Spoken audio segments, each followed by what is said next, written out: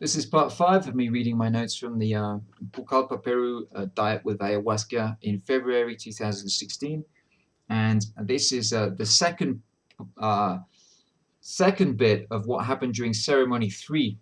Ceremony 3 was incredibly powerful. It was the most powerful experience I'd had with ayahuasca at that point. So out of the 5 ceremonies, there were 2 that were absolutely fascinating. There was 3 and 5, and this is the next bit of what I can remember from ceremony 3. And there's some crazy stuff in here. So this was written on February 18th, which I think was the next day, after the day after ceremony 3, around 9 a.m. Breakfast came around 8:30. Was lighter than most meals. I'm washing more clothes because time is almost up and I need 3 days and nights of clothes with me just for the flights. Um, I remembered something fantastic from ceremony number 3. As I was vibrating and shining in a lotus position, I tried the root lock I had learned from Kelly Howell's meditation track, Awakening the Kundalini, and wow, it was fucking amazing. I did about 2 or 3 times, and for the first time, I could feel what Kelly was talking about. See the light rising up, she says. That ball of energy rising up at a steady pace from the root chakra straight up. I could feel warm light moving, and as it got to my chin, it gently lifted it and tilted my head backwards. It went like this. It would just literally push it. I could feel something pushing me up. And it did it every time. By the 3rd or 4th attempt, it was going to make me throw up instantly, and I aborted it. I had to face it, though. I needed to throw up. So I did it again, and that got things started. What happened is I felt this ball of energy, and as it would go up, on the 3rd or 4th time, I would feel it go up below my stomach, and it was as if it was physically lifting my stomach up and pushing things out. It was incredible.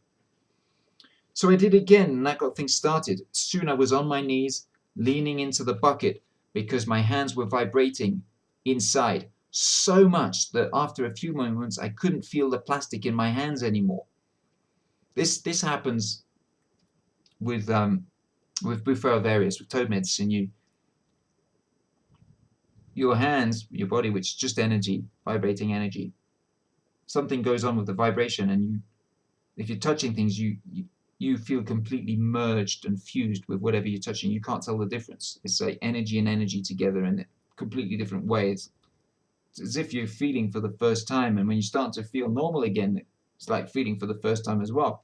It's very, very strange, very, very nice. I mean, clearly we're not what we think we are. The mind knows nothing. People who think that their mind knows stuff, Jesus, you got to smoke some toad. So sorry to be so judgmental here. Because my hands were vibrating so much that after a few moments I couldn't feel the plastic in my hands anymore. It was as if my hands had fused through the bowl, and I knew, my mind knew I was holding the bowl, but the senses I was getting back were not translating that. So I put it on the ground, and then I just put my head like literally in the bowl because I was afraid to be throwing up somewhere else because I couldn't feel the bowl properly in my hand. So I didn't really know for sure it was dark, I couldn't see it. It was as if the matter just melted away under my fingers, so it seemed safer to locate it on the floor and just aim correctly. It was the most awful vomit ever. Pure ayahuasca. I remember I'd had a full cup this time and only very little water. I'd stopped drinking water hours before, and when I rinsed my mouth out after drinking the ayahuasca, I just rinsed it out and spit it out. I didn't drink anything. Pure ayahuasca. It was the most awful vomit ever. It was really horrible. Well, almost pure anyway. I drank a bit of water because I felt I had to. The shaman told me to in song.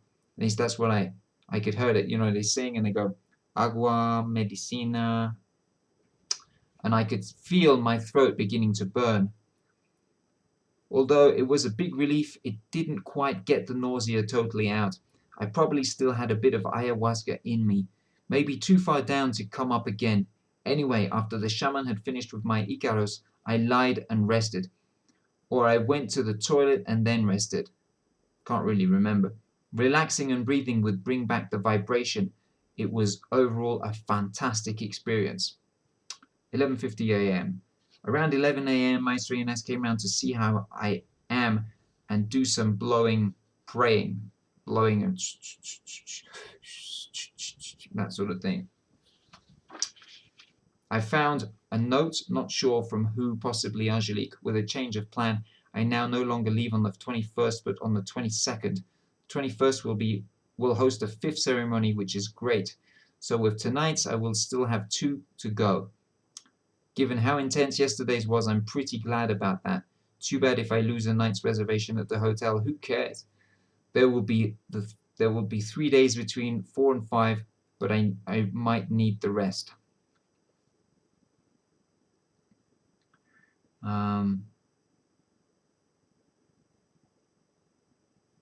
All right, so this is after. Okay, this is now ceremony 4, so I'll make a new video for